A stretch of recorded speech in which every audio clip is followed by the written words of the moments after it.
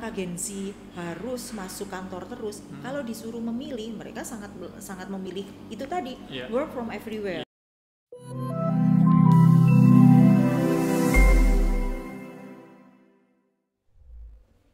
Halo Sobat Fajar Benua, kembali lagi bersama saya Yadu Nandana di channel YouTube saya kita yaitu Fajar Benua Group, Home of Innovations and Distinguished Solutions.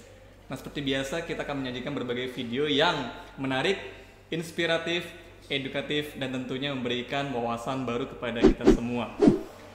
Biasanya saya ngobrol santai mengenai topik engineering nih teman-teman sekalian, tapi kali ini saya akan ngobrol tentang suatu hal yang berbeda, yaitu mengenai Gen Z atau generasi Z. Nah, kali ini sudah ada tamu yang datang di antara kita, yaitu beliau merupakan seorang asesor dari Human Techno. Perlu teman-teman ketahui semua bahwa Fajar Benua Group itu memiliki anak perusahaan baru, yaitu Human Techno, yang bergerak di bidang konsultan manajemen dan pengembangan sistem informasi. Langsung saja, halo Bu Mira, gimana kabarnya? Baik. Sehat ya? Oke, beliau ini Bu Mira Permatasari yang merupakan asesor di Human Techno.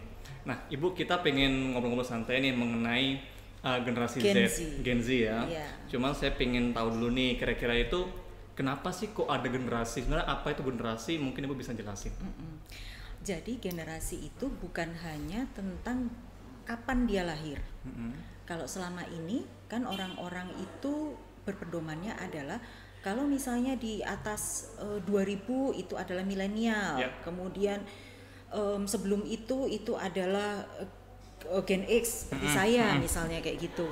Nah, kalau saya lebih sesuai, itu juga banyak pendapat yang seperti itu, tetapi saya lebih sesuai bahwa generasi itu bukan hanya dilihat dari kapan dia tahun lahirnya. Tetapi dilihat juga di mana dia lahir, dilihat juga sosial ekonominya, dilihat juga pendidikannya.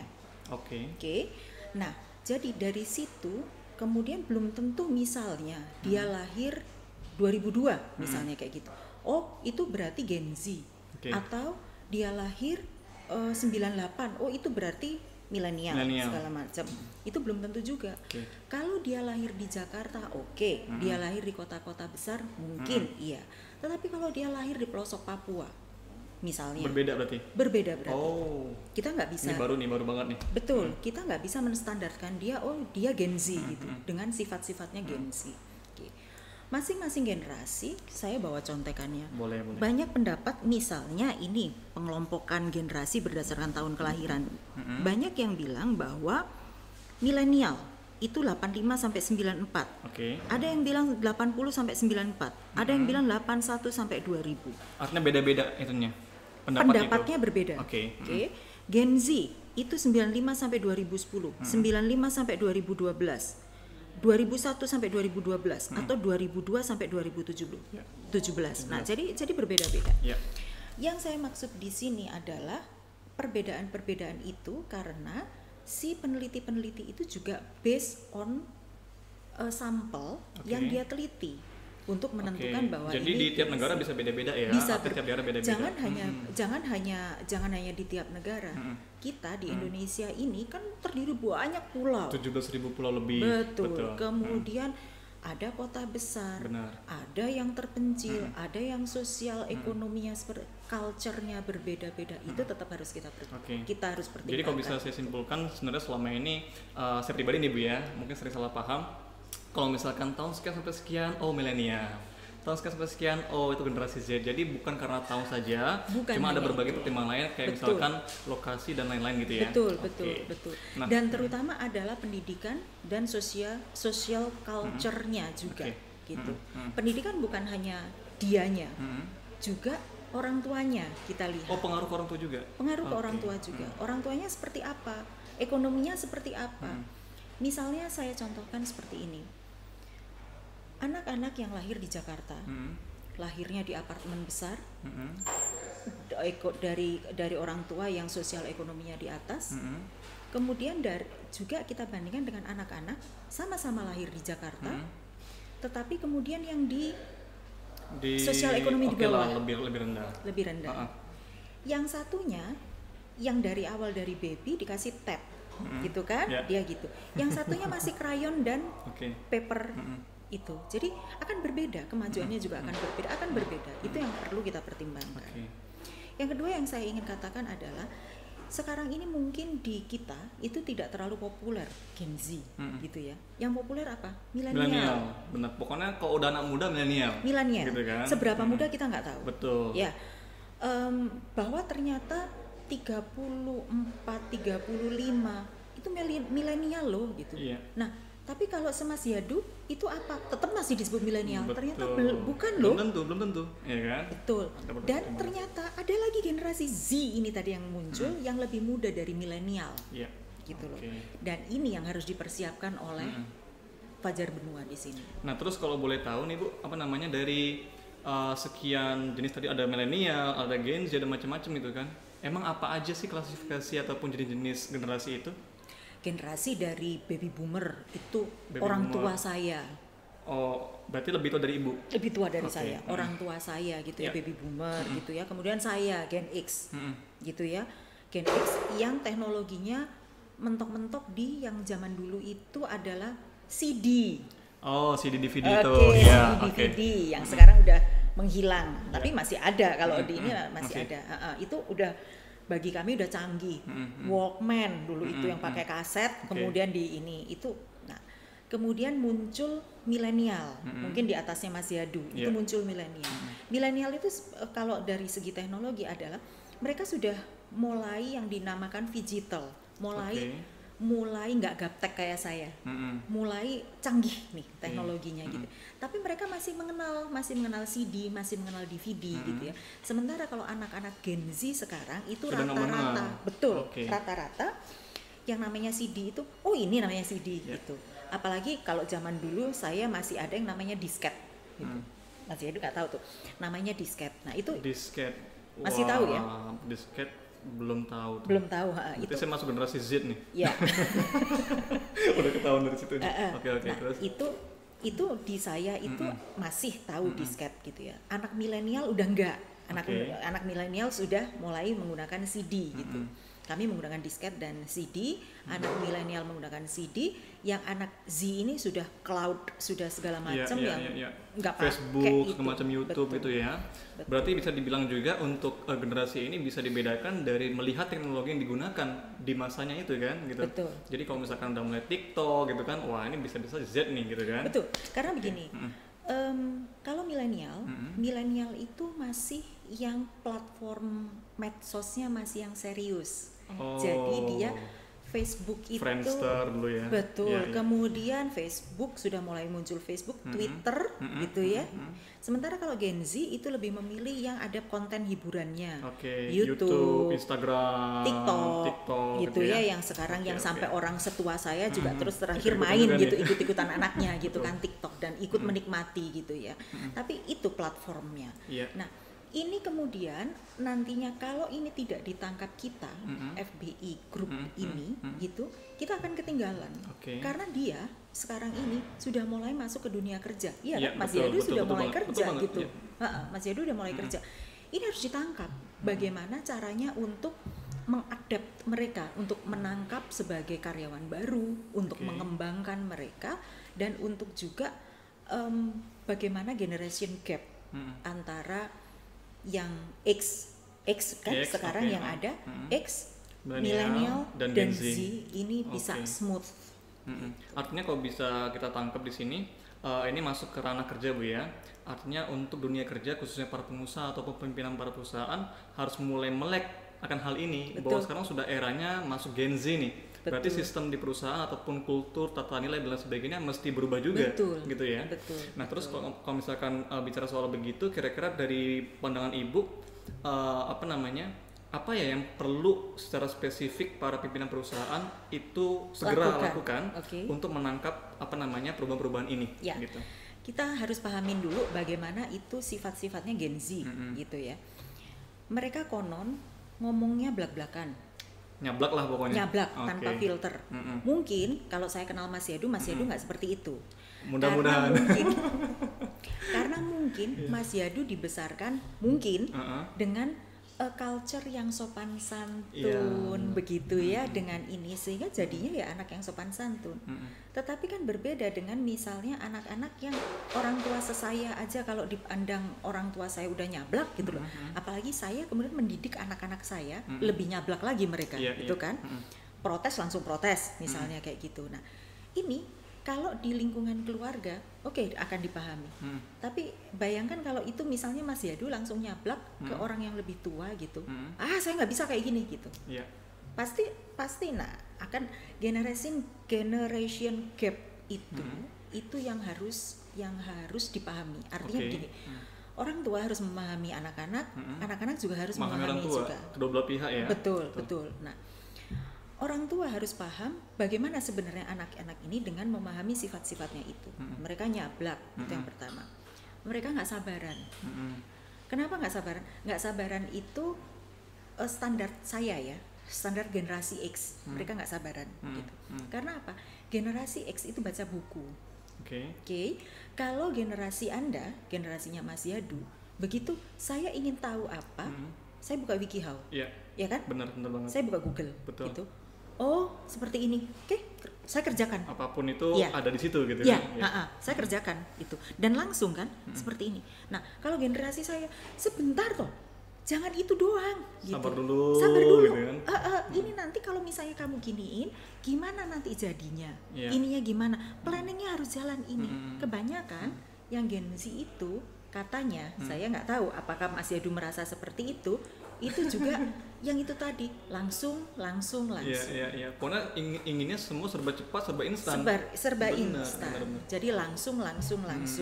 Nah, itu yang mungkin selain harus disadari juga harus dibimbing. Bahwa kalau memang itu nanti langsung dikerjakan, dampaknya seperti ini loh.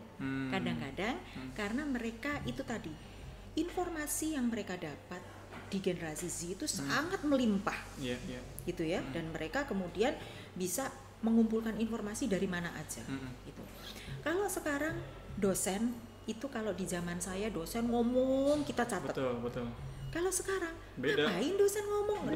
Di Google banyak ilmu gitu kan. Di mana-mana banyak gitu. Enggak perlu kita beli buku yang setebal itu. Itu menurut Gen Z. Saya tuh ingat loh Bu, motongnya saya ingat waktu itu waktu Jogja sih ya. Di Jogja kebetulan ada tamu dari Thailand, beliau seorang dosen juga.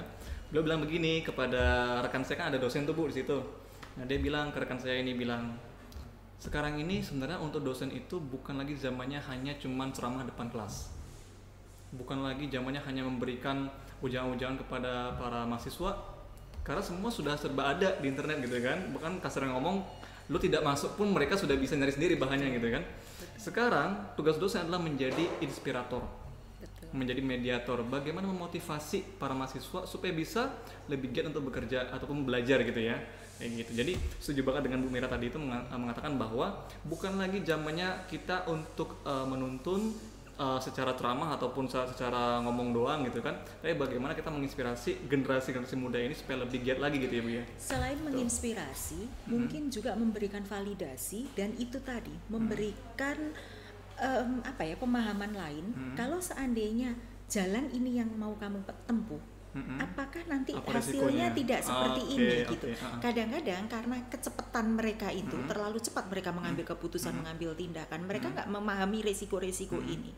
Tugas orang tua atau tugas mentor di pekerjaan ini adalah memberikan yang seperti itu. Tetapi mentor yang sekarang ini kalau menghadapi Gen Z, dia tidak bisa lagi kamu harus mengerjakan sesuai step saya. Akan bosen itu Gen Z. Benar. Gitu. Karena Gen Z harus diberikan seperti ini. Ini ada pekerjaan, misalnya seperti itu. Tujuannya pekerjaan itu adalah di sini menjadi ini, gitu kan? Oke. Bagaimana caranya? Coba kamu buka. Betul. Kamu buka Google, kamu buka ini, terserah bebas. Nanti kalau ada kesulitan ke saya. Gitu. Dialah yang kemudian akan memberikan, oh ini harusnya seperti ini atau seperti ini. Tetapi Gen Z itu pengennya, karena dia adalah cepat, pengennya adalah on the job training. Bukan lagi di dalam kelas, kemudian si mentor ceramah, si ini ceramah. nggak nyantel gitu. Benar. Oke, di kelas dia paham gitu, tapi keluar nggak seperti ini maksudnya gitu. Itu yang harus dipahami sebagai, jadi pengembangan mereka itu berbeda. Rekrutmen mereka berbeda juga. Rekrutmen mereka itu Gen Z itu sangat mengedepankan teknologi.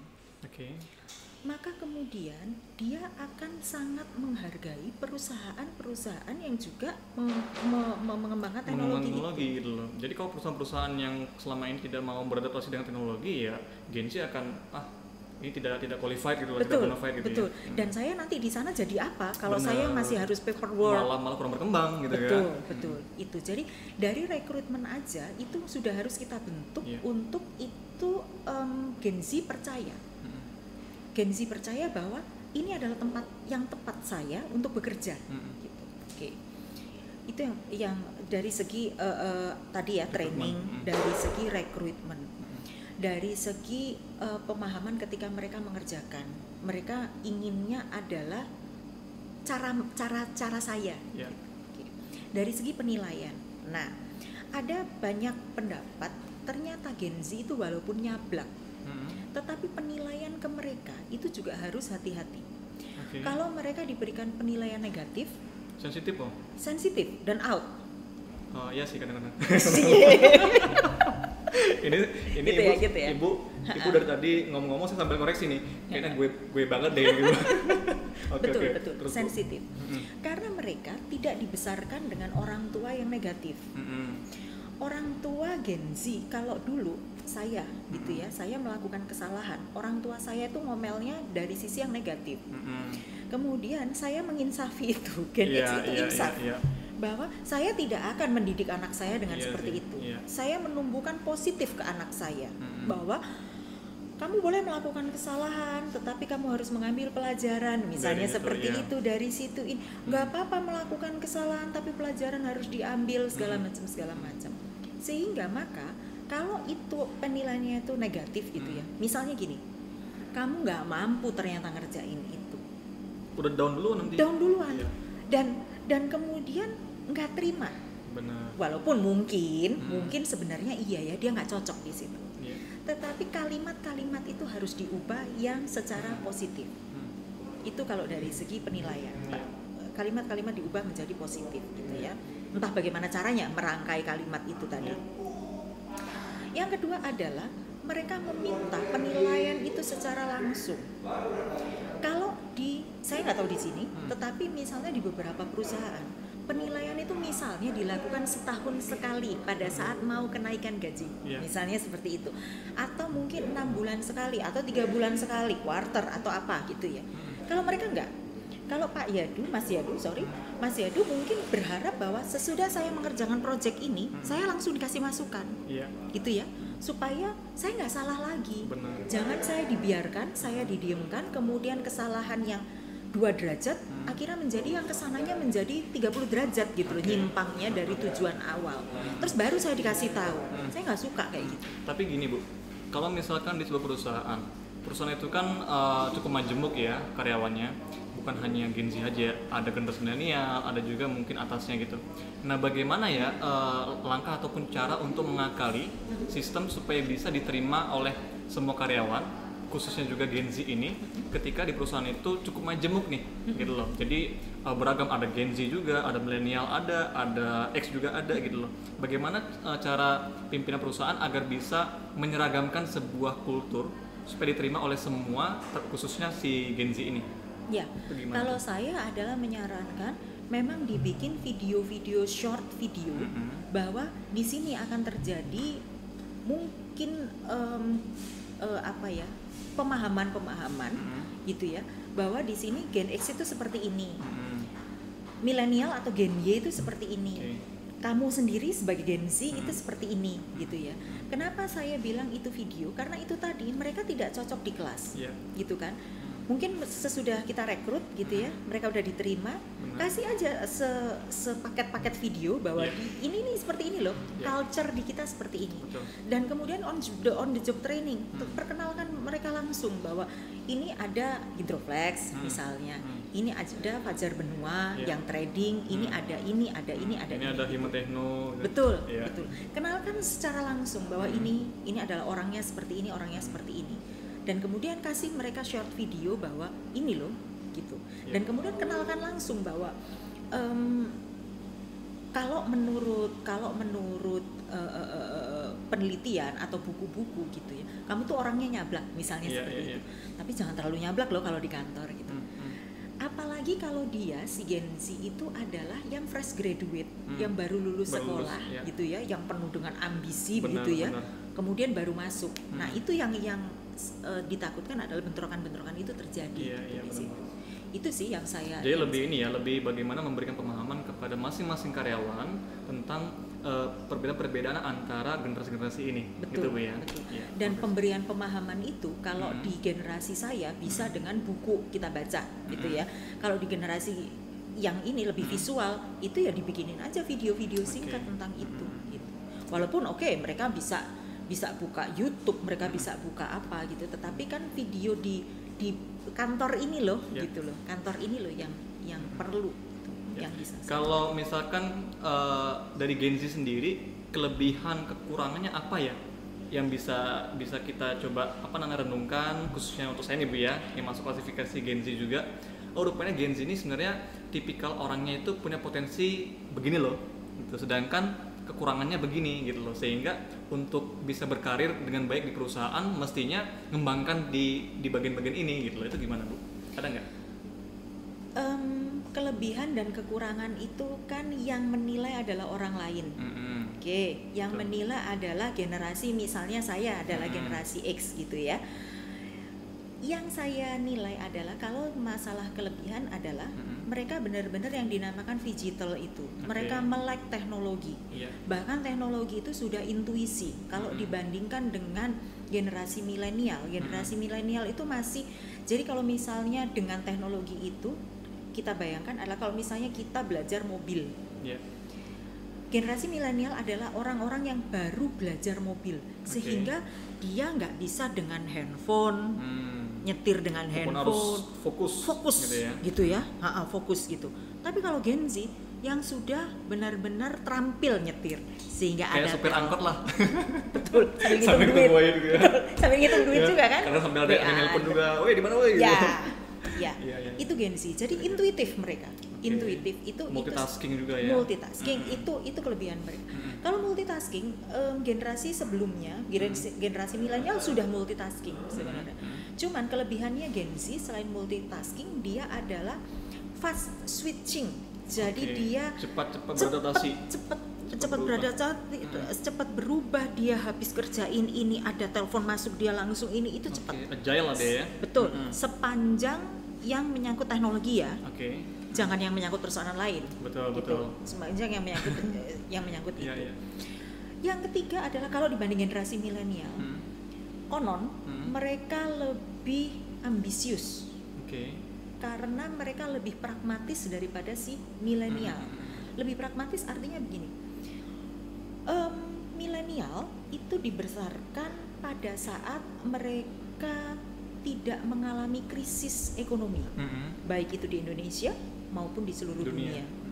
Mereka tenang-tenang aja, sehingga mereka lebih ideal bahwa uang saya gunakan untuk saya nambah pengetahuan, entah saya sekolah lagi atau apa, atau saya berlibur gitu.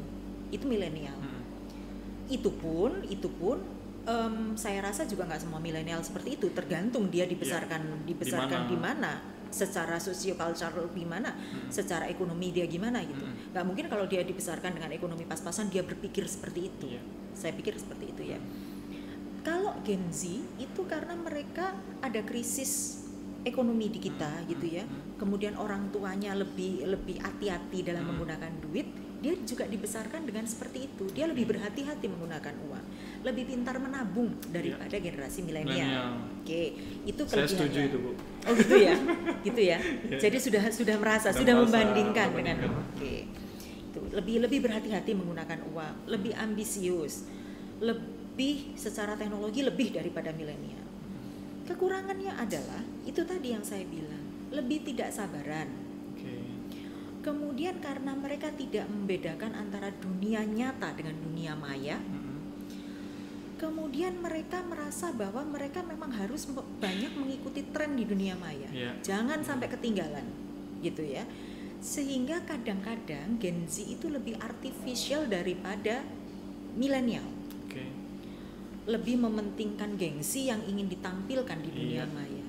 Kalau itu keterlaluan, kadang-kadang juga akhirnya self konsepnya bahaya.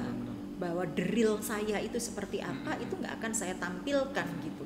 Padahal dia sendiri menyadari saya itu sebenarnya nggak bisa apa-apa. Artinya lebih aktif di dunia maya ketimbang dunia nyata. Betul. Ketika ketemu orang kaku, nggak bisa sosial, nggak bisa interaksi gitu ya. Betul. Itu yang harus, itu yang kalau dibilang kelemahan, kekurangan itu kelemahan, dan mungkin itu yang harus juga diingatkan sama orang tua, harus mengingatkan anaknya untuk tidak seperti itu. Gitu. Ya, ini menarik sekali karena bukan hanya bermanfaat untuk para pimpinan perusahaan, tapi juga untuk orang-orang tua gitu kan. Bagaimana supaya untuk mendidik anak itu tidak harus dengan kekerasan ataupun dengan hal-hal yang justru membuat anak itu down gitu kan. Justru harus bagaimana bisa mengajak mereka untuk sadar akan bahwa Gen Z itu punya kelebihan-kelebihan yang bisa dikembangkan loh. Tetapi Gen Z sendiri itu juga harus dikasih pemahaman. Kalau misalnya penilaian, kalau kamu dikasih penilaian negatif ya jangan down gitu. Karena di mana-mana akan ada orang yang negatif. Betul. Termasuk juga di generasimu sendiri. Benar. Itu pasti jangan down, jangan dijadikan personal karena mereka sering kemudian itu menjadikan personal gitu. Sementara kalau di generasi saya itu bukan personal, itu lebih paham gitu. Kalau dia itu juga harus dikasih pemahaman. Jadi Gen Z-nya juga harus dikasih pemahaman bagaimana dia memperlakukan teman, rekan kerja atau atasan atau bawahan mungkin yang lebih tua daripada dia, sementara yang tua juga harus memahami yang muda ini. Intinya adalah bagaimana kedua belah pihak saling memahami. Betul. Nah, terus mungkin yang berikutnya kan sekarang ini karena akibat pandemi COVID-19 Bu ya. Jadi banyak sekali perusahaan-perusahaan yang akhirnya mau nggak mau mereka menerapkan work from home gitu kan, artinya menyesuaikan pola kerja lah gitu. Kalau untuk Gen Z sendiri, Gen Z sangat senang dengan work from home. Ini gimana nih? Karena para pimpinan perusahaan kayaknya perlu juga memahami hal ini. Betul. Gitu kan? Karena ada perusahaan yang ngotot tidak mau WFA, pokoknya harus masuk terus gitu kan. Cuma ada juga yang WFA terus selamanya. Bahkan Twitter contoh atau perusahaan lain sudah mengatakan pimpinannya WFA diterapkan selamanya. Nah, ini gimana untuk Gen Z? Iya, Gen Z lebih senang dengan work from everywhere. Work from everywhere. Dan kemudian itu tadi kasih saya tugas, kasih saya limit waktu, deadline, batasan waktu. Tetapi bagaimana cara menyelesaikan itu adalah urusan saya. Nanti kalau saya kesulitan, saya ke Anda, gitu. Ya, itu yang sangat diini. Jadi kalau tadi apakah Gen Z harus masuk kantor terus? Kalau disuruh memilih, mereka sangat memilih itu tadi, work from everywhere. Bisa di kafe, walaupun sekarang PSBB misalnya kayak gitu. Dimanapun lah yang mereka nyaman, artinya tapi tetap saya sesuai on the track kok. Saya akan mengumpulkan sesuai deadline gitu kan. Saya akan tetap, kalau memang saya diminta lapor setiap hari saya lapor gitu ya. Tapi di mana dan ngapain kamu sesudah itu bukan urusan Anda. Artinya pemimpin perusahaan harus sudah mulai melek bahwa yang terpenting adalah hasilnya loh, gitu kan. Walaupun karena begini juga, karena jangan-jangan bisa jadi justru dengan dia di kantor hasilnya malah minim. Betul. Tapi ketika dia diberi kebebasan dimanapun, sambil di kafe misalkan, kalau misalkan pas lagi nge PSBB gitu, kreativitasnya lebih timbul. Ya betul. Setuju banget. Betul. Jadi itu para pemirsa Sobat Fajar Benua, bahwa untuk kita bisa mengerti Gen Z ini tentunya kita harus banyak mendapatkan sumber-sumber. Tadi dari Bu Mira sudah menyampaikan bahwa Gen Z ini adalah generasi yang sangat melek tentang IT dan juga perkembangan dari kemajuan teknologi itu sendiri, seperti itu. Oke Bu Mira, mungkin terakhir nih pesan-pesan untuk Gen Z pertama, yang kedua pesan-pesan untuk para pimpinan perusahaan dimanapun berada. bagaimana untuk kita sama-sama bisa berkembang untuk Gen Z khususnya.